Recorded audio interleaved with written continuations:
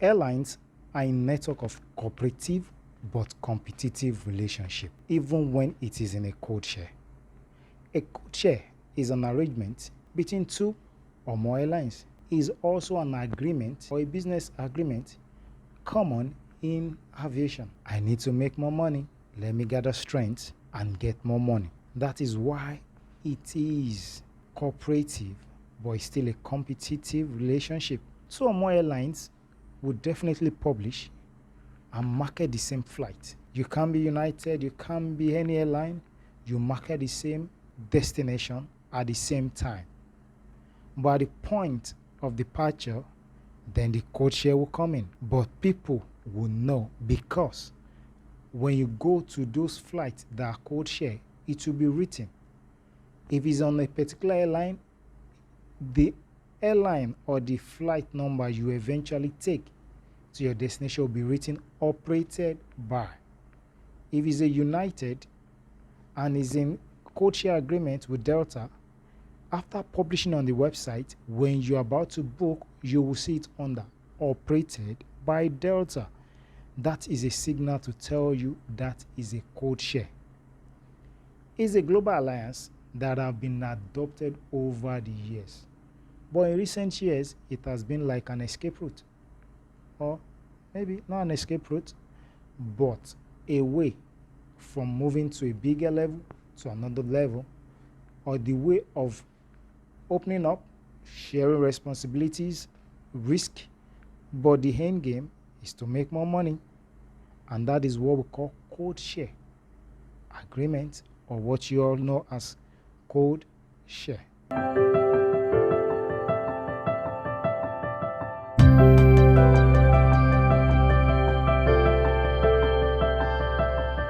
And the reason why code share comes into place are basically down to 6 reasons. Number 1, competitive ability. You always want to be competitive in this market. You don't want to drop the ball.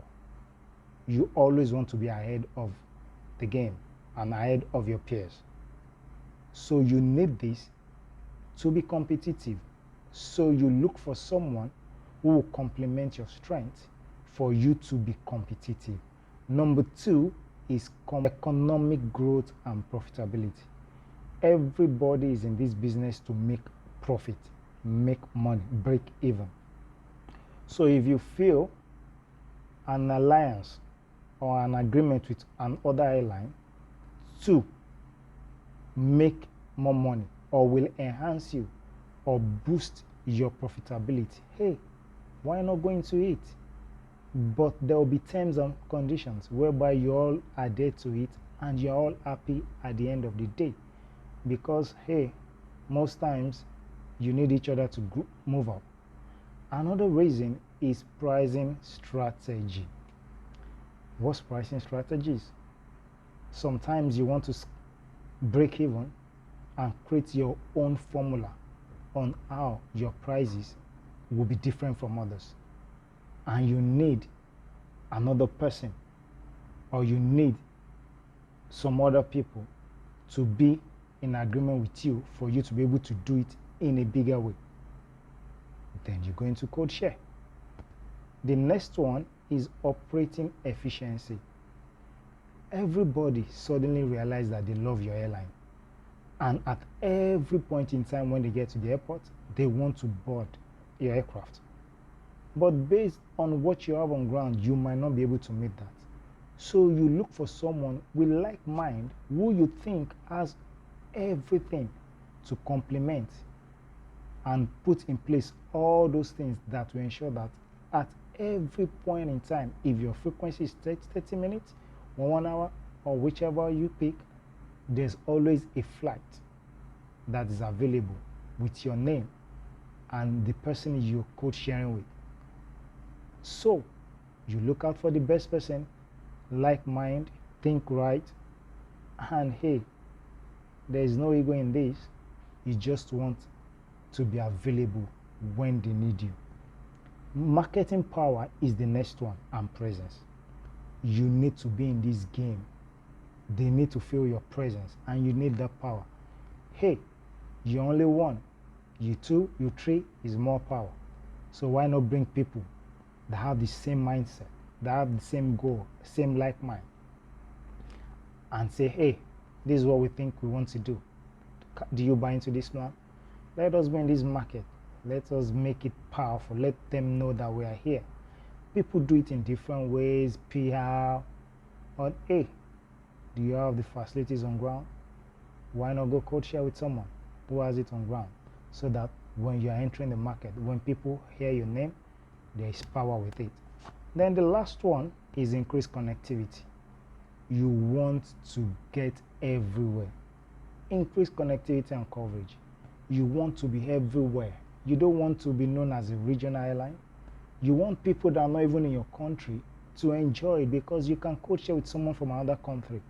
Why not say, oh, I'm only in South Africa and I need to co-share with someone in America, and people are already hearing about what you're doing. So why not co-share with someone that will bring those passengers to you while you move their flight also, and together you have the connectivity. People in other sphere, in other areas can enjoy you. Codeshare is a marketing strategy. It's basically you advertising a flight to a destination you are not going to. That's what it is. You're not going there, you advertise it, and you take those passengers to those airlines. That is what Codeshare literally means, and is legally bound for you to let them know that those flights are Codeshare by putting it on your site that this flight is operated by this. You are supposed to let people know you are in a Codeshare agreement with that other airline. First time Codeshare was tried was in 1989 by Qantas and American Airlines. But the year 1990, the first flight that was Codeshare operated, and it was between Australian cities and US domestic cities, between Qantas Air and American Airlines.